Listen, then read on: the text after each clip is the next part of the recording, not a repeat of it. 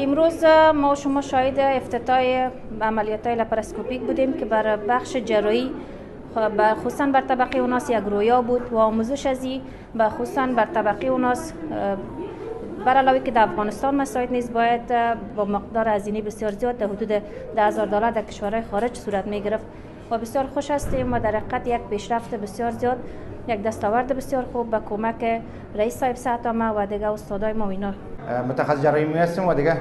چندین سال میشه مسئول می اتاق لپاراسکوپی سامانات هستم. دیگه درباره اهمیتش اگر بگویم در کل رویای تمام امید تمام دکترای جوان متخصصین جوان است که این یک چیز مساعد شود و یاد بگیرن. نوید خوش است برای مریضای زون شمال که امروز ما در شفاخانه حوزوی مزار شریف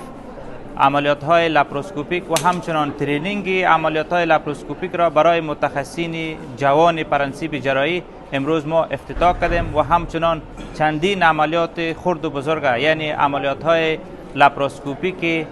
کسی صفرا یا سنگ کسی صفرا و همچنان یک عملیات نفرکتومی را ما امروز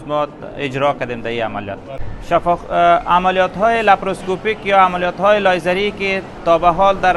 یک شفاخانه دو شفاخانه در مرکز امکانش هست که باشه و بسیار با هزینه بلند. مریضای ما زیادترشان به کشورهای خارج می رفتن، در حدود 1,000 تا 2,000 دلار هزینه داشت و شکر الحمدلله امروز در شفاخانه حوزوی مزار شریف به شکل مفت و رایگان توسط دکتران خودتان که فرزندان این ملت است به شکل مفت و رایگان امروز اجرا میشه.